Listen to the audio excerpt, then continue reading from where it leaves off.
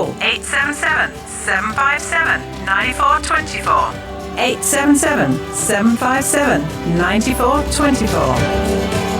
Good morning and welcome to GRN Live here on the Guadalupe Radio Network, February 14th, 2020, Friday morning, sunshine where I am. Hope it's beautiful where you are as well.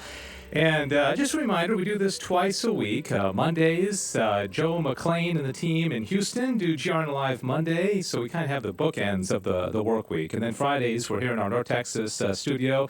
My name is Dave Palmer, Executive Director of the North Texas Guadalupe Radio Network station. Dr. Chris Malloy from the University of Dallas, Professor of Philosophy, joins us. Theology. Theology. And why did I I say like philosophy philosophy a lot. Yeah, you're a That's philosopher. Okay. Okay, let's see. Cecil Anderson and Diane Xavier does our social media. Just a reminder that we are pretty much on all the social media platforms. Diane handles it really well. She also, there's things you can see on social media that you can't see on radio. Of course, you don't see anything on radio, right? You can see links to articles we talk about and pictures of guests like Karen Garnett and Jason Jones are going to be our guests at the end of the show, but they're not going to be in studio, so you can see little images of them. So talking about the Heroic Media National Prayer Luncheon for Life, which is coming up in 3 weeks. But anyways, so check us out on Facebook and Twitter and YouTube. The code or whatever to get in is GRN Online. Okay, so... and today, we're in the 5th week of Ordinary Time, 12 days before the beginning of Lent. Ash Wednesday is February 26th, so it's a week from next Wednesday, in case you're counting and keeping track of those things. And today is the feast day of Saints Cyril and Methodius, the most overlooked saints, I think, on the church calendar. I don't think anybody's paying attention to them today, are they? But they're very important, especially with the Russian Orthodox. Yeah. But people are a little bit more interested in St. Valentine, which is an interesting case because in 1969, he was taken off the Roman calendar. But did you know, and you probably know this. I was taken off, too. Oh, you were? Same time? St. Christopher. Oh, yeah, that's right, because they said he was legend or didn't exist. Well, I think the stories about him were sufficiently legendary, but the person still believe that there was a person, St. Christopher. But, at any rate. Yeah. So what's the story about St. Valentine? Let me tell you a little bit about St. Valentine. By the way, Cecil, good morning. Good morning. Thank you. Cecil represents the young female perspective of our show, and I'll just say about Valentine's Day itself. Of course, I don't like to, be the killjoy. A lot of people really enjoy it, and it's about love and romance. I think it's gotten a little bit out of control in our culture. As things do. Yeah. The restaurants love it. And my wife, God bless her, told me years ago, please, don't do anything. I mean, really. Are you serious? Yeah. Wow. Yeah. She, last night we went for coffee. She got a glass of wine. I went to a store and I said, please, just get it. It was interesting because we're in the Valentine's aisle last night at Kroger. And I'm there with my wife. No guy is on the Valentine's aisle at Kroger at 9 o'clock on the night before Valentine's Day with his wife. Right. But we were getting stuff for our kids.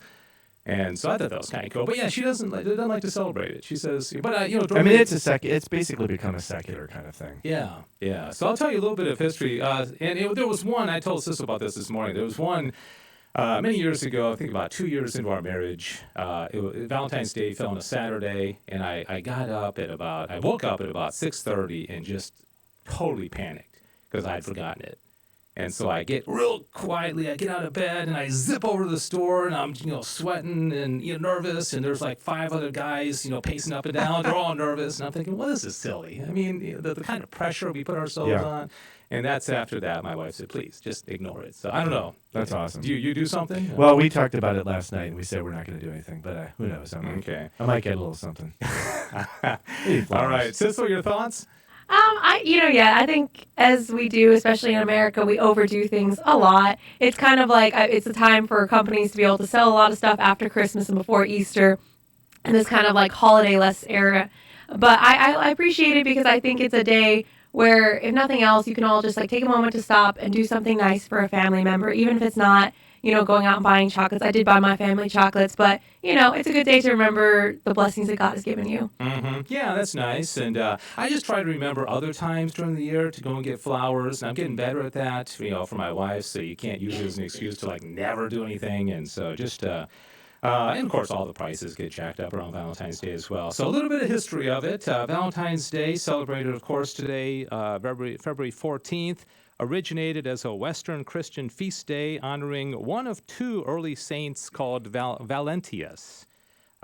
Numerous martyrdom stories associated with various Valentines connected to February 14th, including an account of the imprisonment of St. Valentine of Rome for performing weddings for soldiers who were forbidden to marry and for ministering to Christians persecuted under the Roman Empire. Now, this is kind of interesting. According to tradition, St. Valentine restored sight to the blind daughter of his judge, and he wrote her a letter signed, "Your Valentine." And so maybe that's where that came from. St. Valentine's Day is not a public holiday in any country, although it is an official feast day still in the Anglican community and the Lutheran Church.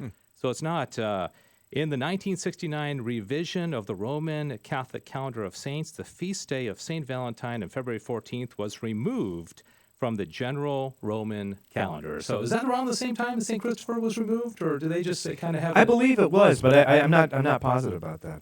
Okay, so, all right, so if you have any thoughts on that, do you love celebrating it? Do you ignore it? Do you think it's crazy? I do want to draw people's attention. There's a great story I read by a Catholic lady named Mary Jo Gerd. It's called Tips to Make Your Kids' Valentine's Day About True Love, and she has some suggestions. This actually impacted the way that we're celebrating our Valentine's Day with our kids. She said, before and after school, bring up the subject of loving God and others with your kids. Number 2, in the morning family prayer, witness to your kids the beautiful practical ways your spouse or a loved one expresses authentic love. Number 3, ask your kids to write a love letter or prayer of thanksgiving to God on this day. 4, read a saint's story that exhibits a profound love of God and others, like Cyril and Methodius. Wouldn't that be kind of a cool thing to do today, is teach your kids about Cyril and Methodius since they're getting ignored otherwise? And write Valentine's Day cards to the elderly. And I really like that idea. Yeah, I really do. Yeah, so just I don't know, I guess just send them to the local nursing home, or even just go visit a nursing home and spend some time with some people. They very much appreciate it. I love going to nursing homes and stuff like that. I don't do it as often as I should, but that honestly makes me want to go now. Yeah, so just some suggestions. Anyways, it's Diane, I think, is linking it on Facebook and our social media. It's called Tips to Make Your Kids' Valentine's Day About True Love, and no crafting is involved. As I mentioned, later on in the show, we're going to talk to Jason Jones and Karen Garnett about the Heroic Media National Prayer Luncheon for Life. This has become a huge, huge event. And they'll explain all about it. It's in North Texas, but they have a live stream. Everybody can watch it across the country. And last year they had about 600 people live stream watching it. And Father John Ricardo is going to be there. Do the listeners know what Heroic Media is? Well, they will by the time. Yeah, they use the media to encourage abortion-minded women to choose pregnancy resource centers rather than Planned Parenthood. And their statistics of effectiveness are through the roof. Yeah. It's a businessman who apparently made his money and then decided to go on in this direction. And he knows what he's doing, so he's not going to waste time and money on a system that doesn't work. Mm-hmm. So this one works. Yeah, it really does. And Karen Garnett is going to share some statistics with us about the how many, pregnancy-aged women, the 18 to 35 or whatever age category women, that are familiar with Planned Parenthood as opposed to familiar with crisis pregnancy centers. I mean, we are because we're in the mix of the Catholic world, but a lot of women don't even know these places exist. Mm-hmm. And so they're trying to change that perception. So Karen and Jason Jones, I don't know if you're familiar with him. This guy, Media to Movement, the incredible story of his own, the reason why 30 years ago he became really passionate about pro-life. And they're going to be talking about this movie called Divided Hearts of America that's produced by Benjamin and Kirsten Watson. Benjamin Watson is a New England patriot, and he is very pro-life, and Divided Hearts of America. And Jason Jones is the producer. He produced Bella, if you remember that movie many years ago. So a really, really interesting story of why Jason Jones for the last 30 years has just been incredibly passionate about the pro-life. But that's all going to come out in the interview later on in the show. The main thing we're going to talk about, now, I know, Dr. Malloy, you've been doing a lot of research on this. Pope Francis on Wednesday published his post-synodal apostolic exhortation called Querida Amazonia, which means beloved Amazon. Highly anticipated. I got to be honest, I was nervous about what was going to come out of this. Many people were. Very apprehensive. But in the end, I always say, the Holy Spirit's protecting the church. And then I saw the headline, no married priest, no female deacon. I was like, wow, that's pretty cool. So we're going to get into this after the newscast and talk about some of the key paragraphs of it, the difference between what the Synod bishops proposed and what Pope Francis ultimately came out with. I think it's a pretty stark difference. It is, but it's a subtle story at the same time. Yeah. Okay. So, and I'm curious, dear listeners, did you read it? I mean, it's long. It's like 28 pages. 16,000 words. It's not so. It's a fourth the length of say Amoris Laetitia. Yeah. So it's not that super long, or third. Right. So, anyways, if you want to comment on it, maybe you've had a chance to read it. I'd be curious if anybody out there has read the whole thing, other than Dr. Chris Malloy. And I mean, it's a lot, but hopefully we ought to at least read stories about it. Jimmy Aiken had a great story in National Catholic Register that I read. But anyways, call us up, 877-757-9424. If you want to comment on that, we're going to spend some time on it. And we would like to know your thoughts or your questions. Dr. Malloy, professor of theology at the University of Dallas, and he's an expert on these kind of things. So 877-757-9424. So that's what we're going to talk about. And before that, though, we're going to go to Sissel Anderson, and she is going to tell us about some of the top stories in the news. Hi, Sissel. Good morning, GRN listeners.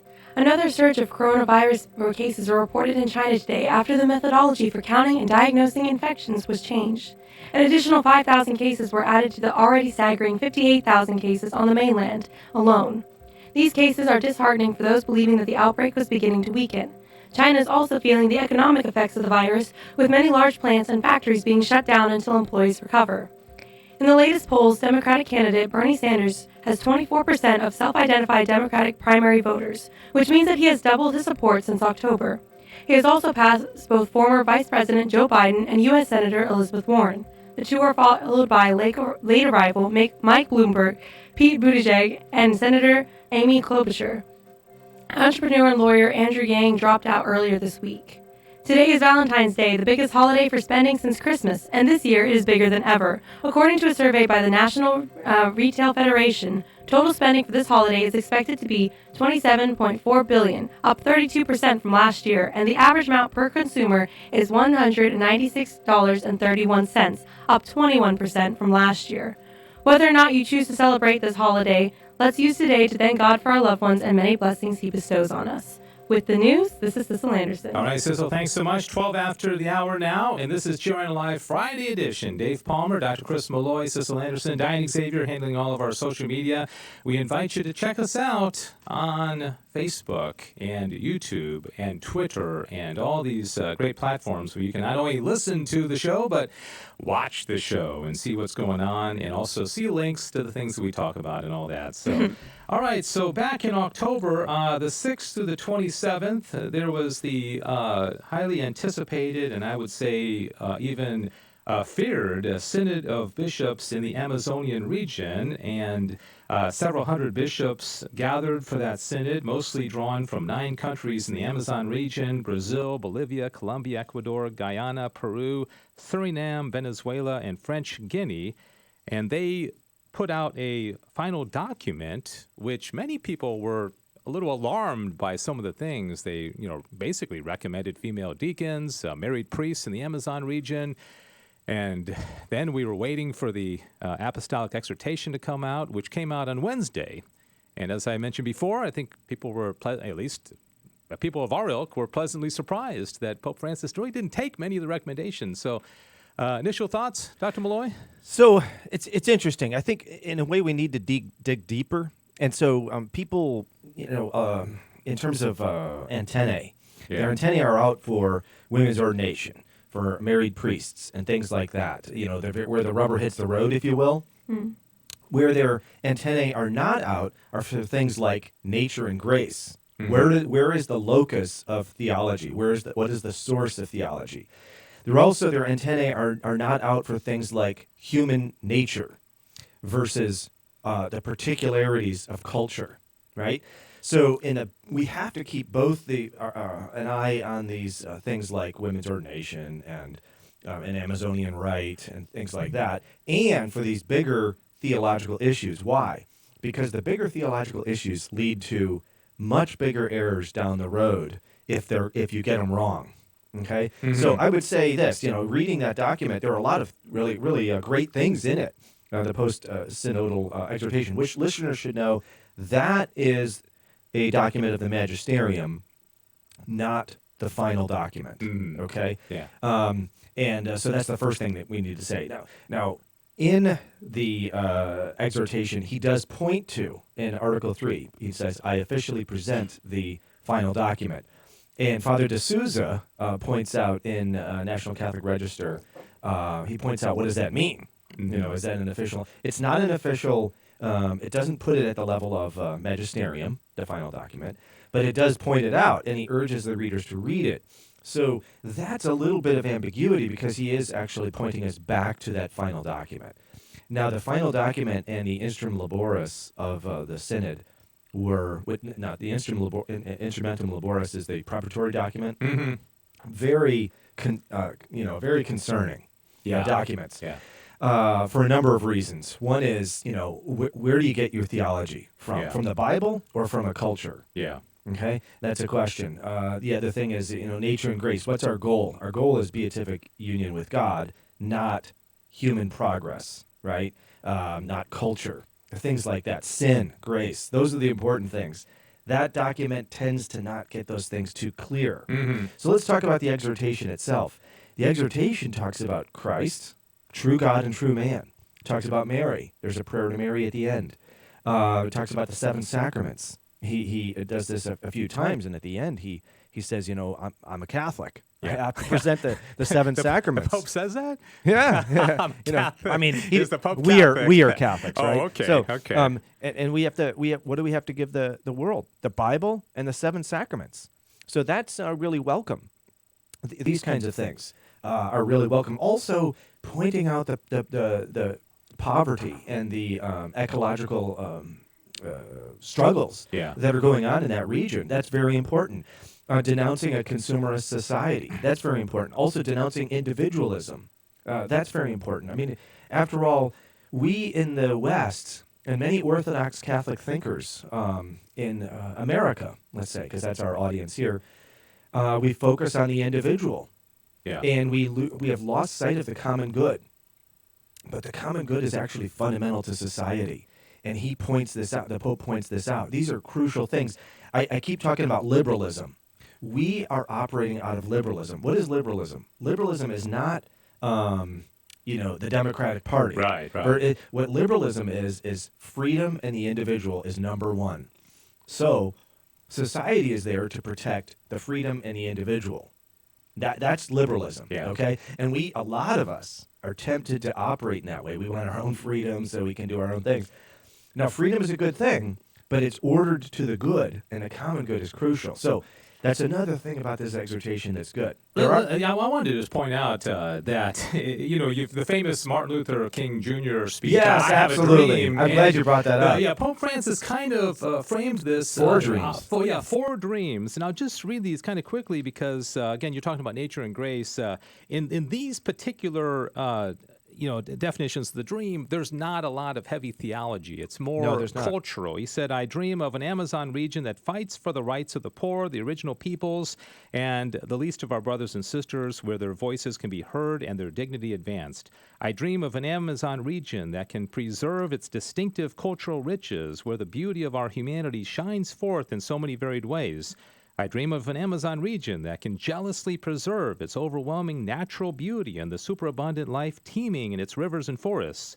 I dream of Christian communities capable of generous commitment incarnate in the Amazon region and giving the church new faces with Amazonian features. So he talks about the incarnation, but it's the incarnation of the Amazon region. Yes, exactly. Like the focus there at the Yeah. beginning. Now, I will say towards paragraph 62 or so is where he begins to go heavy on evangelization, grace.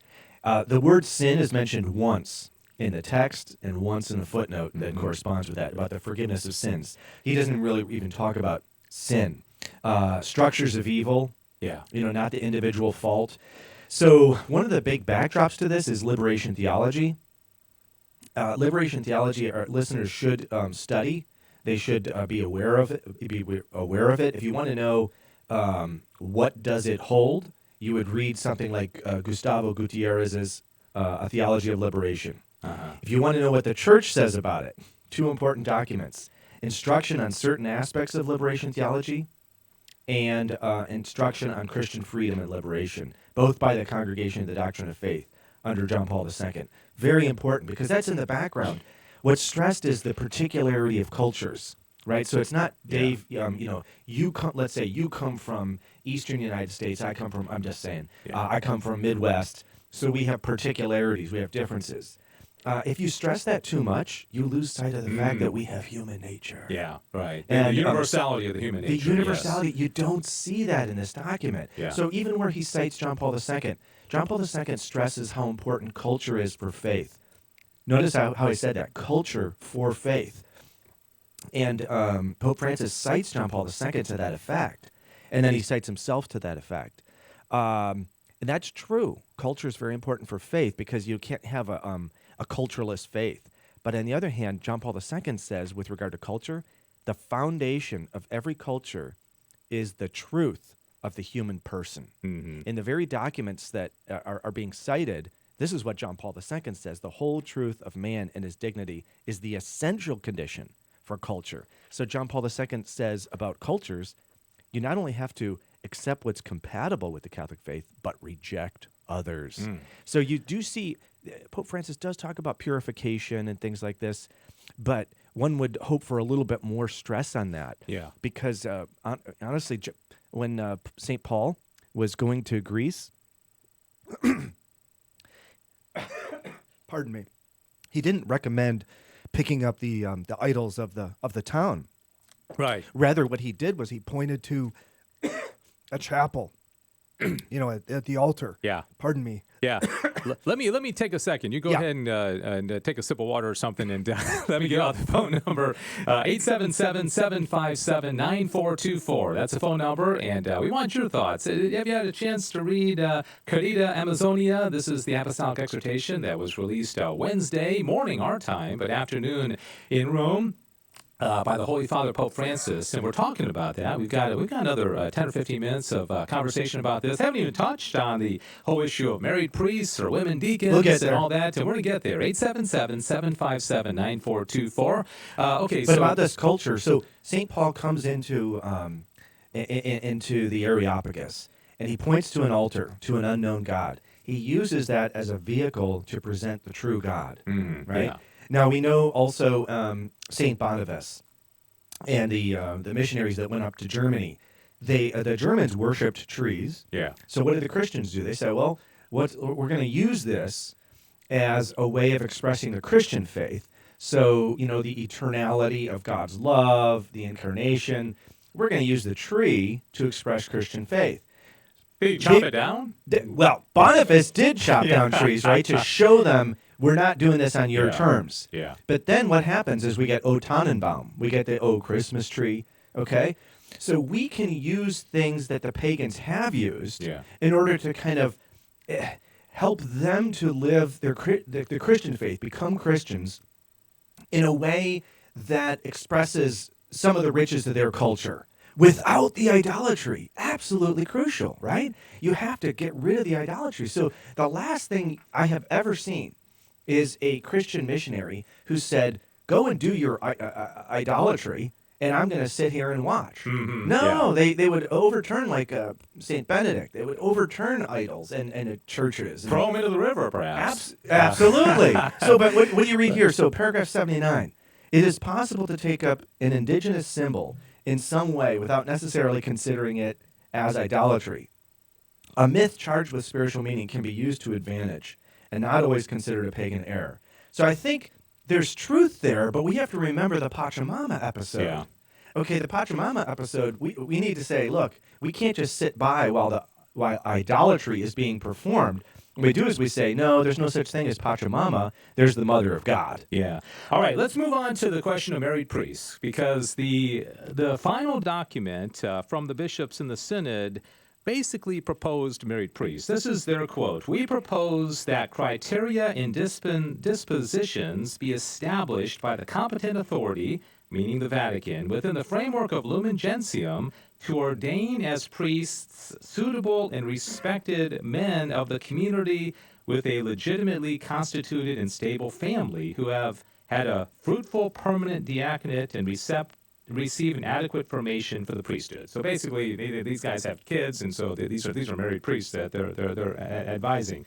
Pope Francis comes back in the exhortation and says, quote, "This urgent need for priests leads me to urge all bishops, especially those in Latin America, not only to promote prayer for priestly vocations, but also to be more generous in encouraging those who display a missionary vocation to opt for the Amazon region."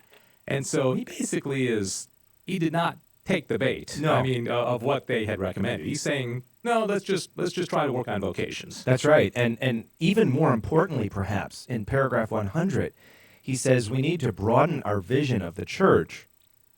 And by that, he means don't think that you need to clericalize everyone who has some role in the church. Yeah. I mean, the child of 7 who is praying for you as her father, or for her teachers, or for the world, hears about these sufferings in the third world and is praying for them, that child's part of the church. Mm-hmm. And that child is doing something essential in the church. So what Pope Francis says is, let's not clericalize women. Don't think that you need to go and ordain someone just to recognize that they have a role. They do have a role. Yeah. And we should recognize it too. We should appreciate it. But this is frankly from the 70s. This idea that you need to go and ordain women. Aren't we over that now? I mean, like, if I want to be a member of my parish and be an active member, does that mean I need to sign up for activities? What if I actually go around my neighborhood and encourage people to start worshiping the true God, and in fact that the Catholic Church was established by this true God? Yeah. What if I were to do that?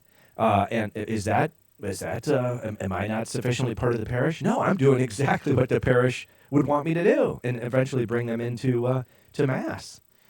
Okay, so That's a broad vision. It you really see, is, it's bringing it out. Yeah, so everybody has a role, but it doesn't have to be the ministerial priesthood, Right. which is what I think this is all about. This is interesting. In respect to women deacons, the Church's magisterium has infallibly taught that only men can be ordained to the priesthood. However, in 2002, Cardinal Joseph Ratzinger approved a document by the International Theological Commission that stated the Church has yet to, quote, pronounce authoritatively on the question of whether women could be ordained to the diaconate. Were you aware of that? Consequently, in 2016, Pope Francis convened a commission to discuss the issue, though it reached inconclusive results. The final document, not the final document, but the document from the Amazon Synod said, quote, in regard to women deacons, in the many consultations carried out in the Amazon, the fundamental role of religious and lay women in the Church of the Amazon and its communities was recognized and emphasized. Given the wealth of services they provide in a large number of these consultations, the permanent diaconate for women was requested. So here's the thing: is the diaconate that we know is ordered towards it's part of holy orders. Yeah. It's ordered towards the priesthood, right? Even this quote unquote permanent diaconate, which is kind of an interesting thing. And in the early church, there's diaconesses. You look in the Bible, you look in early church, there's diaconesses. What do we mean by that? Not what we mean now by the diaconate.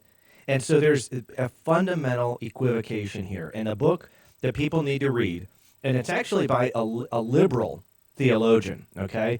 This theologian was at the Second Vatican Council militating for change in the liturgy, okay? And his name is Martimort. Okay, and he wrote a book called Diaconesses. Ignatius Press published it.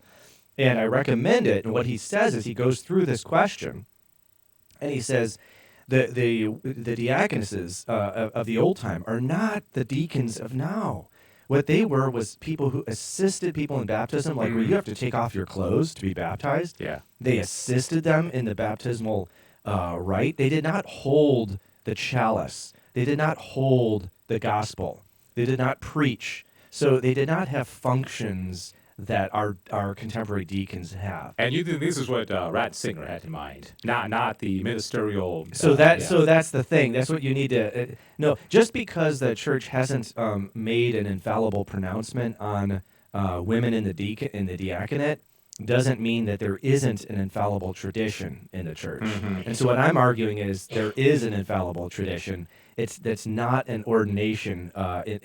It's a what do you call a commissioning or something like this to a service. And diaconus just is the feminine of deacon. Yeah. And so it just means service. Okay. Pope Francis's words in his apostolic exhortation in regard to women deacons, there's a couple of paragraphs. I'm not going to read the whole thing. He says, "This summons us to broaden our vision, lest we restrict our understanding of the church to her functional structures. Such a reductionism would lead us to believe that women would be granted a greater status and participation in the church only if they were admitted to holy orders. But that approach would, in fact, narrow our vision. It would lead us to clericalize women, diminish the great value of what they have already accomplished, and subtly make their indispensable contribution less effective." That's really beautiful. Yeah. So I mean that's exactly. I mean just pointing to there are so many different things, and women have their own unique genius in the church. There's so many things that different people do.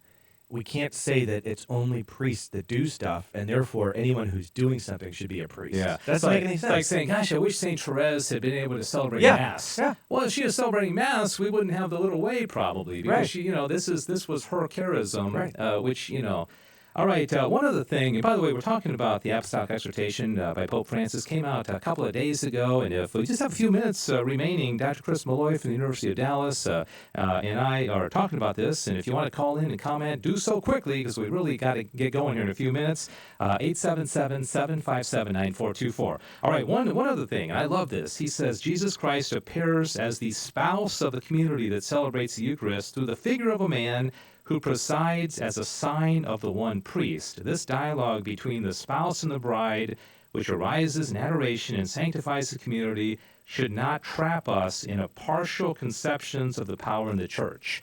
This whole relationship between bridegroom and church, bridegroom and bride, fundamental for an understanding of Christianity, right? Absolutely. And Absolutely. so he's basically saying it just doesn't work, right? I mean, women in the clergy. Okay, so why do they tease people with these things and set up these commissions? Well, can I say what's going to, I mean, the thing that is, a couple of articles that I would recommend, Edward Penton has one or two on this document in National Catholic Register. So does Father Raymond D'Souza. I recommend both of those in particular. The reason is, what are people going to do with this? They're going to take the nod to the final document in Article 3, and they're going to continue to push for women's ordination, for the ordination of viri probati. This is Cardinal Hume is going to be doing. He's already basically said, we're going to keep the process going. So this document is definitely a disappointment for these people. There's no question about that, and therefore it's a breath of fresh air for many others. Those who love the tradition of the church. One thing we don't have much time to talk about, but in Jimmy Akin's article, he says it also appears that Pope Francis wishes to cool the expectations currently being generated in Germany as part of the binding synodal path their bishops have undertaken. Indeed, certain statements in this exhortation, particularly these in section entitled Expanding Horizons Beyond Conflicts, can be read as directed against exaggerated German expectations. And so, boy, it just keeps getting better and better. And some people are associating Cardinal Marx stepping down from being the president of the German Episcopal Conference with this document. So he did it, I think, the day before it was released. Yeah. All right. Hey, good conversation. Thanks for being here. Again, Dr. Chris Malloy, and his book is coming out, Against Recent Heresies. What's the subtitle? Defusing Confusion. Diffusing confusion. I like that. Very catchy. All right. And the blog, Theological Flint. TheologicalFlint.com is his blog. All right. See you next week. And again, we're going to take a break right now and come back and talk to Karen Garnett, one of the VPs of Heroic Media, and also Jason Jones about the National Prayer Luncheon for Life, the 5th annual, which is going to be on Friday, March 6th, the same day as our car raffle. It's going to be later in the afternoon, where regardless of where you are, you can participate in this. And we'll talk all about that right after this quick break. Amy is a real GRN listener, and so to help tell her story about buying a GRN raffle ticket, we hired an impersonator of LSU football coach Ed Ogeron. When my husband and I found out we could support the GRN by buying a raffle ticket to win the new Cadillac CT5 Luxury, we called 888-784-3476 and bought 5 tickets for $100. That's the best deal in America. Later, my husband surprised me by buying even more tickets by going to grnonline.com. He a good man. Go Tigers. Did you know that there are several ways for you to stay connected to the Guadalupe Radio Network? Visit our website at grnonline.com or hang out with us at facebook.com/grnonline. You can even tweet us. Just search for @grnonline. And don't forget, you can connect to our email list with your smartphone. Just text the letters GRN to the number 42828. Get connected and be blessed. Did you know that we are praying for you and your needs? Every Monday through Friday at 3 p.m. Central Time, the employees of the Guadalupe Radio Network join in a conference call to pray the Divine Mercy Chaplet for you. We have offices and employees in 7 different locations, so this is a wonderful opportunity for all of us to come together for one of the most important activities of our day, prayer. Before we start the Divine Mercy Chaplet, we always lift up the intentions of all of our listeners and benefactors, both current and past. We also lift up any specific prayer intentions that have been called in or emailed to one of our 7 different offices. Prayer has always been a foundational part of the GRN's existence. Coming together to pray the Divine Mercy helps us remember that prayer has enabled us to accomplish what we have. Hi, this is Len Oswald, President of the Guadalupe Radio Network. We are your Catholic radio station. Radio for your soul. Welcome back to GRN Live, and as I promised, we have a very great way to close out the show today because there's an event coming up here in a few weeks that is really, really exciting, and you got to know about it because we want you to either come if you're in North Texas or get on the live stream and watch this. And what it is, it's the Heroic Media 5th Annual National Prayer Luncheon for Life. And this is going to be an exciting event. And I have with me Jason Jones, who is president of Movie to Movement and also the founder of that. He was the producer of the movie Bella. You remember that? And he's going to be the keynote speaker at this event on Friday, March 6th. Well, that's 3 weeks from today, I believe. And also Karen Garnett, a dear friend who I've known for many years. She's serving as vice president of community relations and national expansion for Heroic Media. So thanks to both of you for being on the program this morning. Thank you so much, Dave. All right, so let me start with you, Karen, because you work with Heroic Media directly in community relations and national expansion.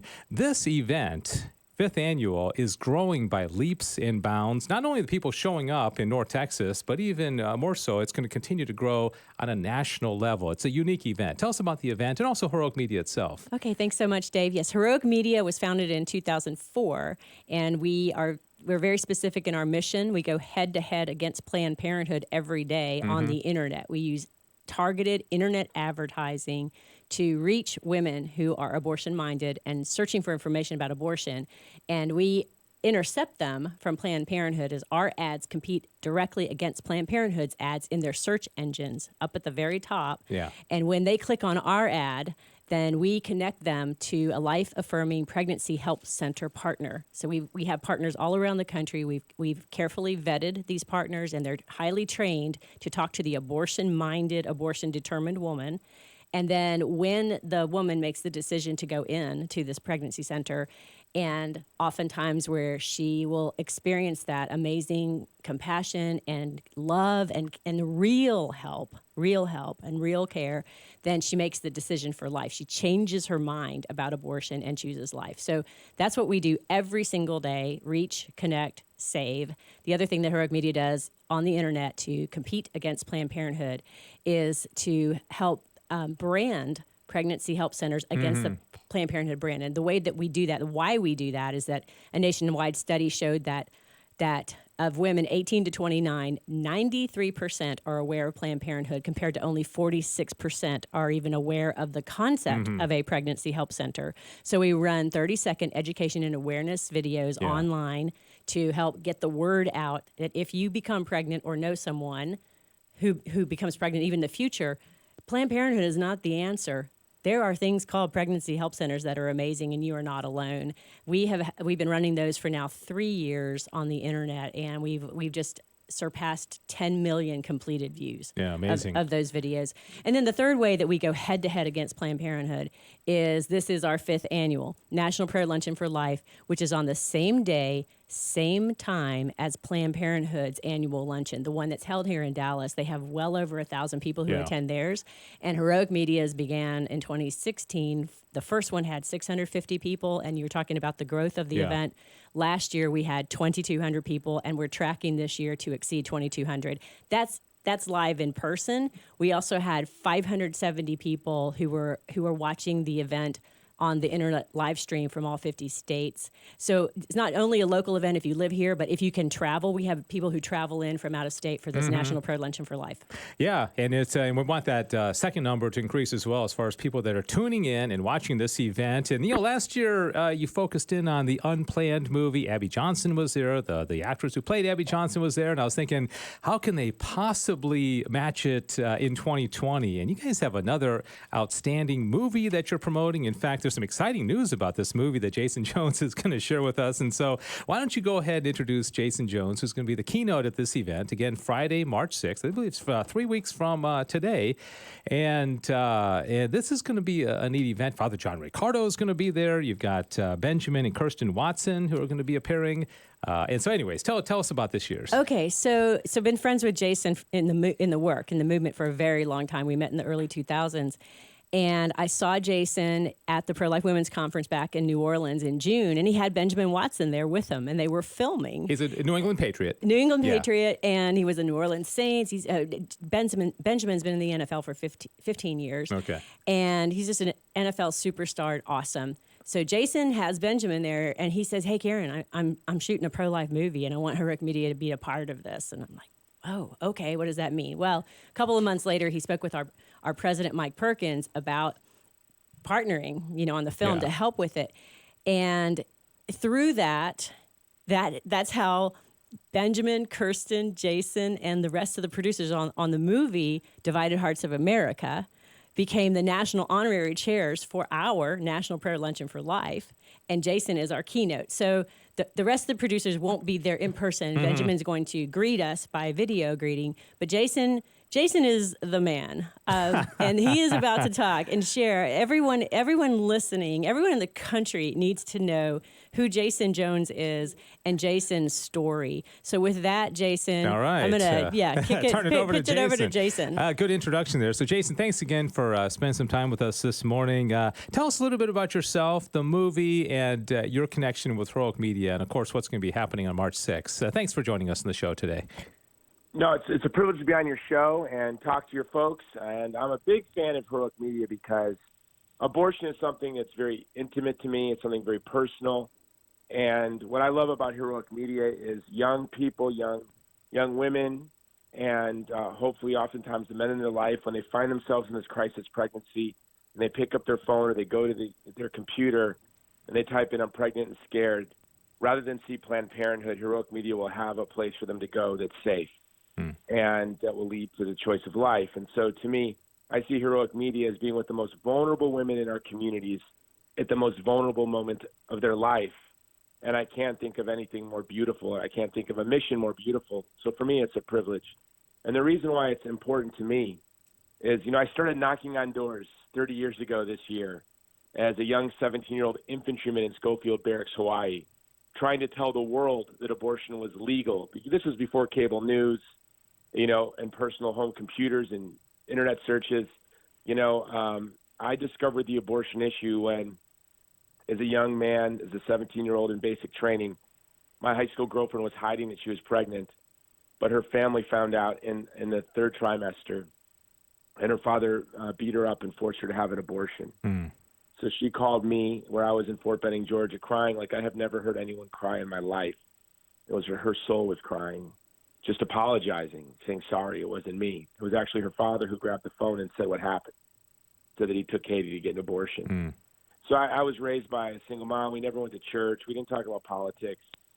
I knew nothing about the culture wars. I knew nothing about legal abortion. In fact, I couldn't believe that we abandoned the most vulnerable members of our family, the human family, the child in the womb, to violence. So I started going door to door as a 17-year-old. And from there, I got into radio and working with organizations in college. And after I got out of the Army, when I went to university, and started doing cable news appearances. But I always wanted to reach more and more people with just two simple messages: that the human being has an incomparable beauty and worth, and that every human person deserves legal protection from the moment of their biological beginning throughout their life. And especially, we need to be thoughtful to them in their moments of vulnerability. That's it. So what started out as knocking on doors has ended up in movies. Done a lot of movies: Bella, Voiceless, Crescendo with Patty Millett, the mother of Justin Bieber, and my latest film, which I couldn't be more excited about, Divided Hearts of America, with Benjamin Watson, who's just a beautiful man, a noble man, a good man, and his wife, and their 7 children. And it's a documentary that explores the reality of abortion in our laws, in our culture, in our media, and how did we get to a point, Benjamin Watson really wants to investigate, how did we get to a point where now in states like Virginia and New York, it's actually legal in posited law, very clearly, to kill children up to birth, and the push to do it even beyond birth. It's unimaginable. And so this movie looks at that. We have Ben Carson. We have people across the spectrum, from politics on both sides of the issue, to Senator Scott, to the people who wrote the bill in New York. We interviewed them, the state senators that wrote the bill trying to legalize abortion after, quote-unquote, abortion, which is infanticide after birth. We interviewed people from pop culture, people from Elvita King, Martin Luther King's niece, to people from the hip-hop industry, and just trying to get a grasp of what is abortion in our communities, in our culture, in our laws, in our media. And with Benjamin Watson, it's just a very, very powerful film. And our goal is to break the record for pre-sales. We want to open up, and we want to pre-sale 2,000 showtimes before we even open the first door, because we want to make a statement to our country this year that it is time to end the war on the child in the womb. We've had 3 great denials of our founding principles: slavery, segregation, and abortion. And it's about our republic cannot weather another 40 years of denying the founding principle of the inalienable dignity, God-given dignity of the human person. And so it's important we protect our children, our women, from the violence of abortion, but also it's an existential issue. Our republic will collapse. Our way of life will collapse because it rests on a vision of the human person that we find in the Declaration of Independence, and abortion denies that principle. So our hope is this film plays a role in turning America's heart towards life, turning America's heart back towards our founding principle that we're endowed by God with inalienable rights. And that is, we're the only country founded on a vision of the human person. And there have been weeds that have grown along with that wheat from the very beginning, of course: slavery and bigotry of all kinds, and segregation, and now abortion.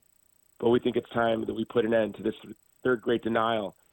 And Katrina Jackson from Louisiana, a state senator in our film, she wrote a law that was signed by John Bell Edwards, another Democrat, and now it's headed towards the Supreme Court on March 4th.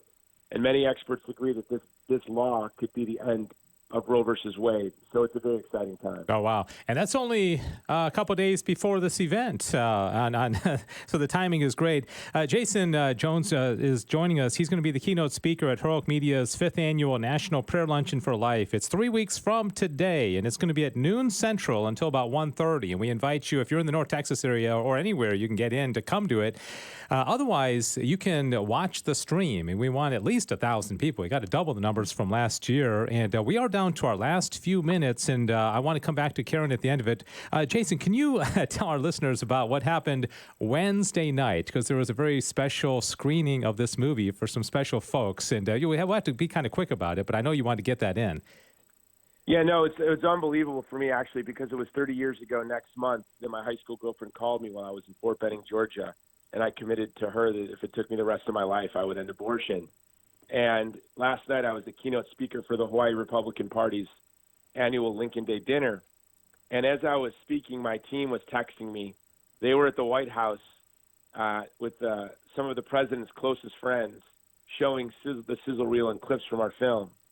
So last night, my executive producing partner, Yvonne Forzak-Seaman, addressed a room full of Trump's friends on her experience with abortion. She had 5 abortions before she was 21 and almost died on the 5th abortion. And she shared with them our film. And from what our publicist reported, there was not a dry eye in the room, and the president was in the room. Wow. And wow. I just sat there in amazement after this event I did in Honolulu on the beach in Waikiki last night. And I was just so grateful to God, that our film, that our work that seeks to just celebrate the beauty and dignity of the child in the womb was in the White House last night, and the president and his friends were watching it. Yeah, that's and amazing. And I got to be on the other side of the world and talk about life to the Republicans of Hawaii. And now I'm on your show. And, we are the most privileged people in the world, Christians who live in the United States of America. There's never been a freer, more blessed, more prosperous people. We're blessed. And but with that comes an obligation. And we have a duty to preserve our republic. We have a duty to leave our children a culture of life and a civilization of love.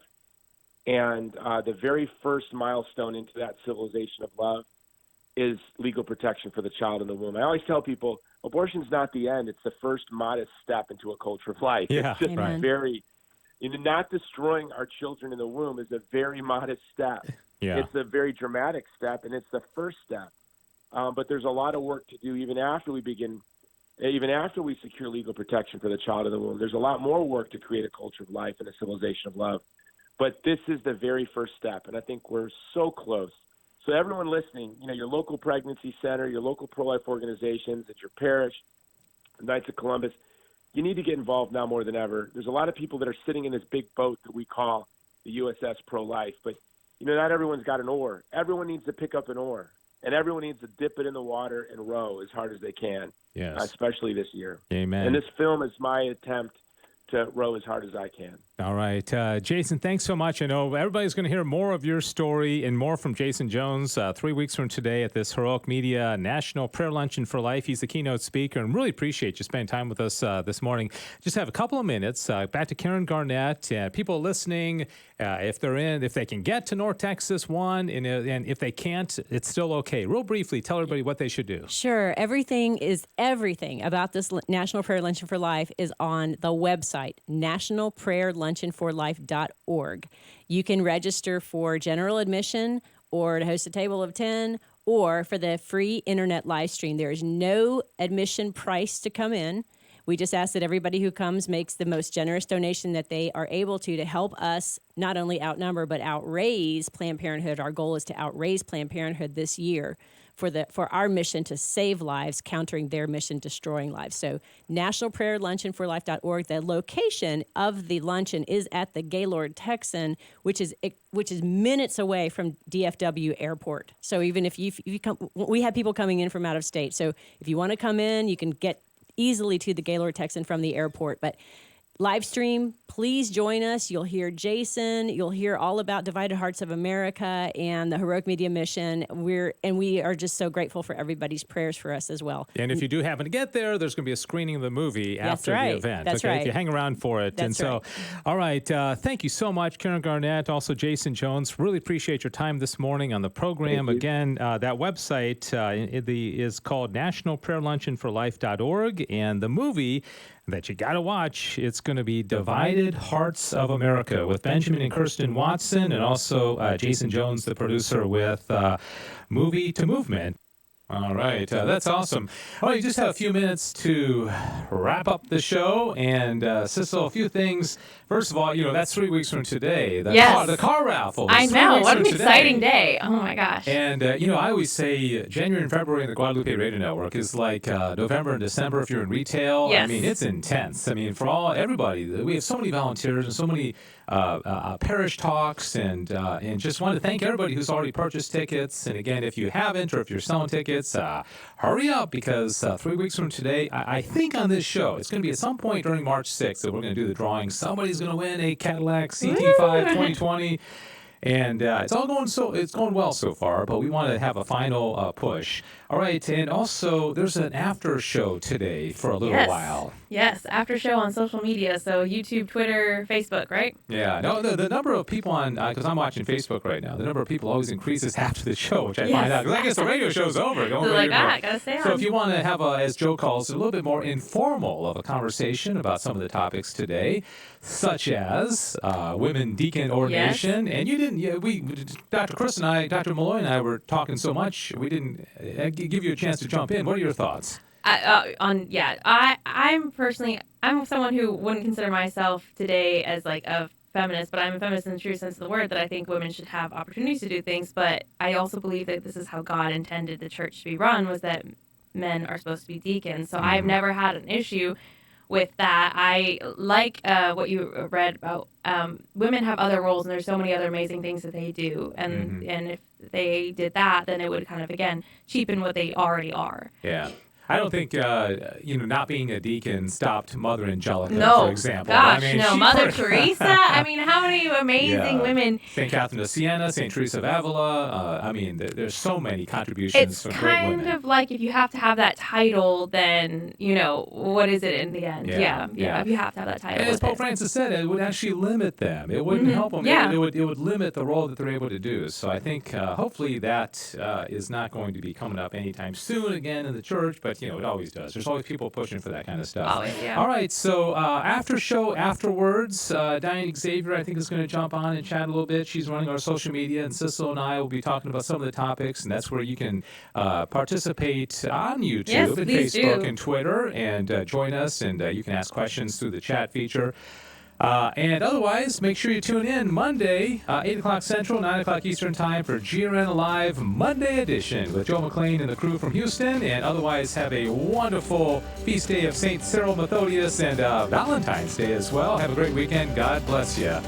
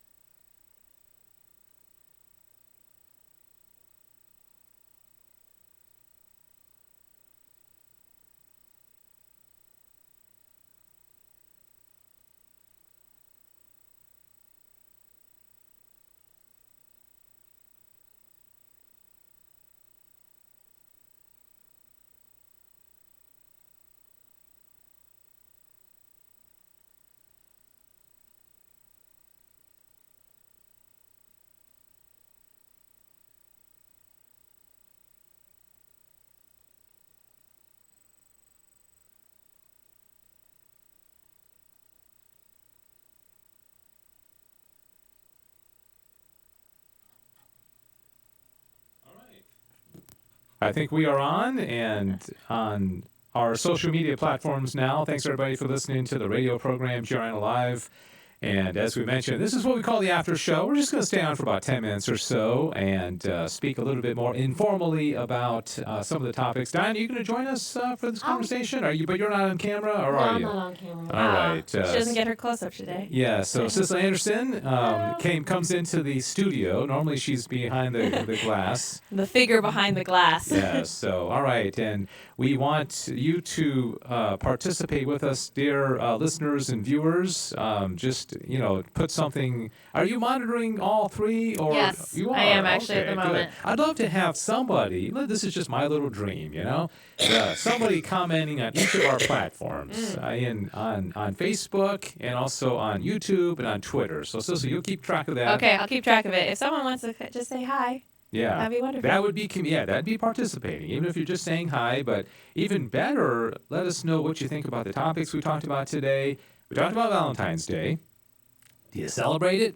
Are you like my wife, and she says basically, I don't think so. It's just for Hallmark and people trying to sell candy and flowers. Or do you say, no, my husband and I, or my wife and I, we love doing it. We love going out and celebrating it. So I think either way is fine. I don't, Yeah, I think so. As long as you're not spending $196 per person. Yeah, that was a crazy statistic. What if you had a boyfriend and he said, I don't believe in Valentine's Day? Would you think that was kind of weird, or would you respect that? I'd say, I would probably be interested in knowing why he doesn't. No, I'm not like seriously, I wouldn't sit there going I demand you bring me flowers today. Yeah. But I'd be interested to know why he doesn't. I've had friends who are on both ends of the spectrum. Some who are absolutely now. Some girls who've been absolutely I hate it. Now, of course, some of those girls are also single, and it's you're not sure if it's I hate it because of how overdone it is, or I hate it because I don't have someone to spend it with. Again, I kind of like to focus on Valentine's Day as more of a general love of family and friends. So I'm sending all my friends Valentine's Day cards, just a little just to know that so they know that I'm thinking of them, that sort of idea. Yeah. I did something, and Diana, I want to bring you into the conversation as well. I did something with my kids where I make these little booklets of little coupons. And I did that ever since they were very little, but it used to be, $5 candy spree and just little treats. Well, this year, I tied it in with corporal and spiritual works of mercy, where each month they have to do a spiritual work of mercy, like an hour of adoration or daily mass. And then a corporal work of mercy, do something for the elderly, do something for the homeless, do something for your brother. And then they get a $10 gift certificate to the store of their or restaurant of their choice. And so it's tied in. They're still getting treats, but you got to kind of work for it a little bit. So, and I was inspired by that article that I talked about in the show. Your thoughts, Diane? Well, I don't really have a significant other. I don't have a significant other. It's okay, Diane. Yeah. But, I like to spend Valentine's just hanging out with friends or eating a lot of candy. And, just doing stuff like that. It's not a big celebration time in my life, Valentine's Day. But I remember growing up in school, we'd do a lot of arts and crafts regarding Valentine's. Yeah. And so... I think I'm probably more concerned about St. Patrick's Day, which, of course, is right around the corner, because at least on Valentine's Day, it's not about going out and getting drunk and, debauchery and partying. It's just kind of romance and, getting a heart-shaped box of chocolates. I mean, if that's the greatest crime somebody... but your only crime there is, maybe some gluttony going on, Yeah, but St. Patrick's Day, that's kind of out of control. It's very out of control. Now, that was my parents' wedding anniversary, so my parents on New Year's and St. Patrick's Day, that was the days we stayed home in the evening. They did not want to be on the road, period. So they have a lot of crazy parties and people getting drunk on the streets. So we just stayed home. Exactly counter to what St. Patrick was about. Yeah. I mean, right, exactly. When you take something, and again, I don't know that, and St. Patrick wasn't Irish. He was British. He wasn't from Ireland. That's where he went to preach. But to take something like that's it. Plus, I'm married to an Irish woman. I got married in Ireland, so it's kind of personal. I have a question. I've heard that it's not as big a deal in Ireland itself. St. Yeah, Patrick's that's Day. true. Okay, I figured. But my wife would tell you that it's becoming Oh, I'm very sure. Americanized. Well, yeah. And you talk about St. Patrick's Yes. and Valentine's. And Valentine's. Same thing. Well, this is just America for you, I think. We overdo everything. Mm. We can't just have one nice day to do something and like Mother's Day, Father's Day. Yeah. Now there's like National Siblings Day. There's everything. We have to celebrate National something for Chocolate everything. Day. Yeah, I know. But that's a lot of it's for sales. Oh, and it's 100% for money. sales. So And like what's happened to All Hallows Eve, where Yeah. that means so much money. Why everybody? Because it used to be for kids. When I was growing up, Halloween was just for kids. And Right. you'd run around with your pillowcase or little bucket and get candy, a basket. Now it's more about adults than it is kids. All the adults are going to parties. All the adults have got to dress costume up. parties and Yeah. all sorts of crazy stuff. Yeah. So, Yeah. gosh, crazy. It's just- Is there anything else we can rant about? let's see. I don't know, man. Get any comments on I social media haven't, platforms? sadly, Yeah. so I'm very sad. But if anyone would like to comment, I'd be very happy to see it. All right. Wait, tell us why you celebrate or don't celebrate Valentine's That's a good one. Day. Yeah, definitely. Yeah.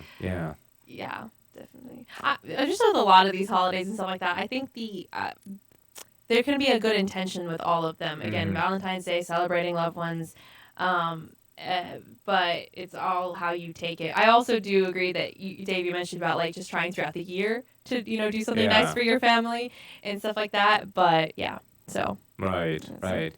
And it's like Mother's Day. I mean, I got to admit, I don't every couple months send my mom flowers or something Right. like that. So those kind of things are kind of good because you don't always think about it, and it's one day where you can really focus on your mom and so.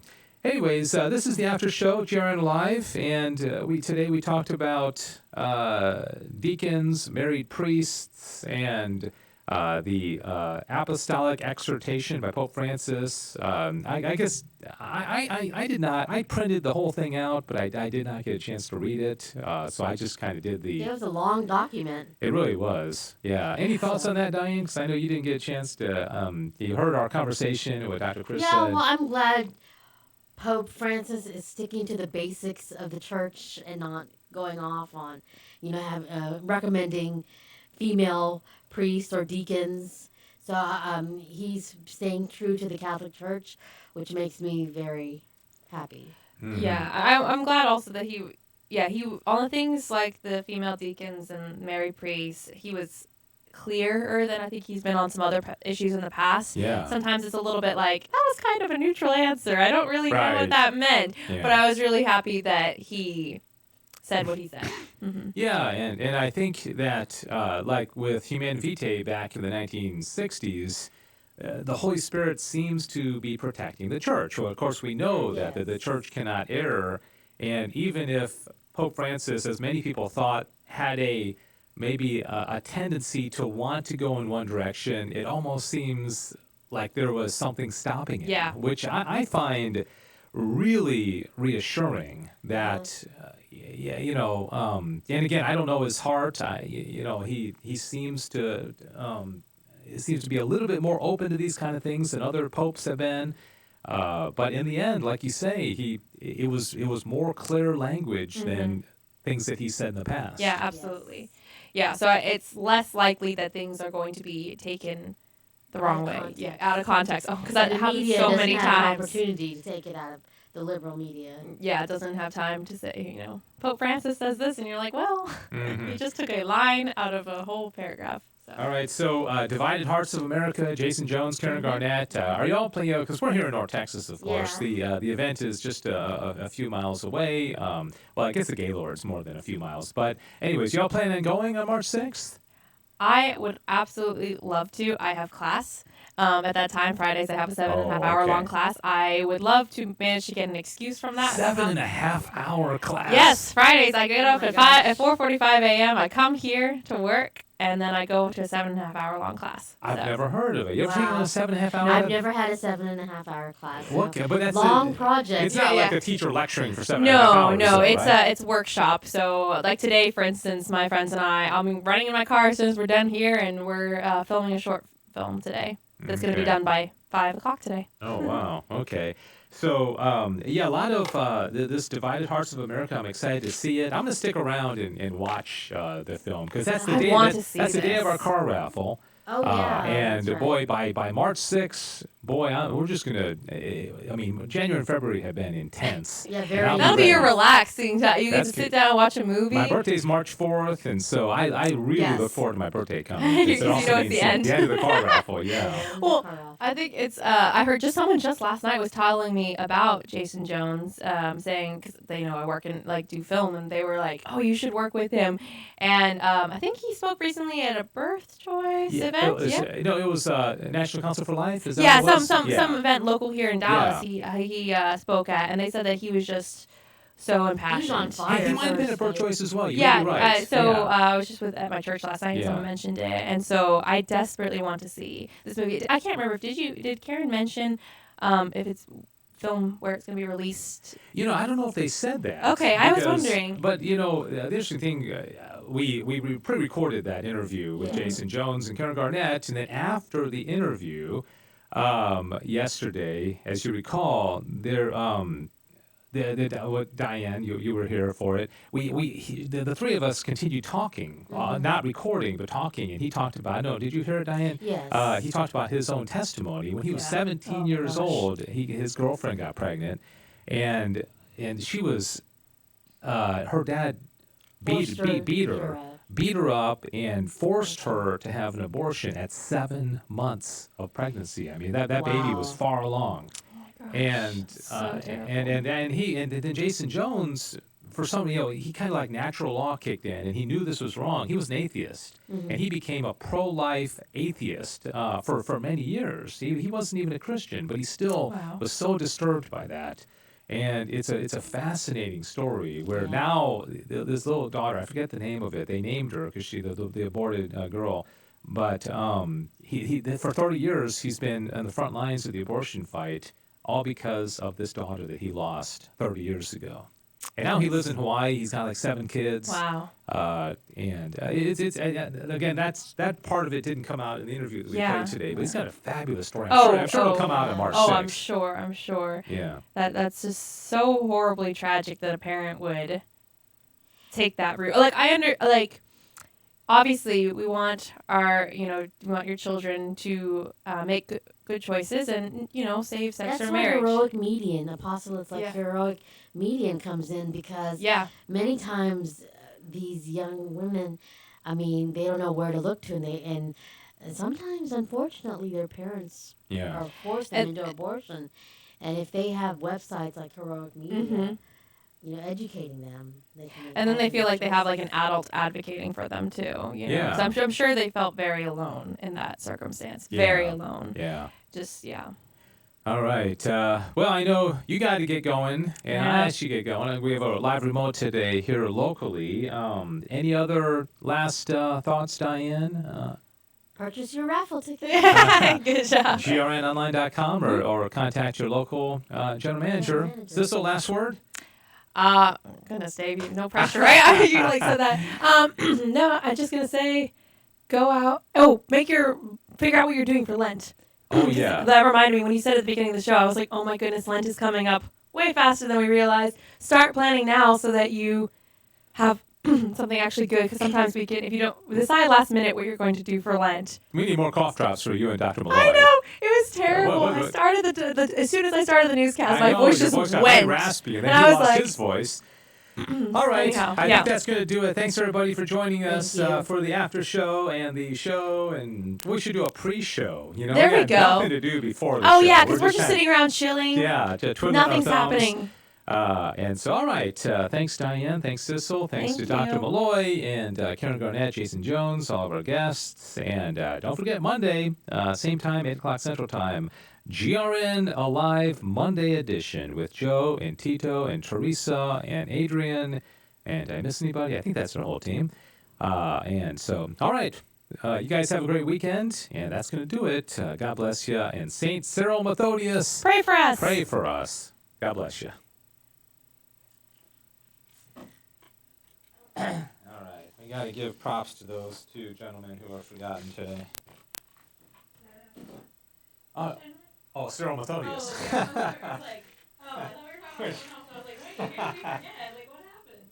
Well, Karen Garnett was watching the stream at some point. So. Oh yeah, okay.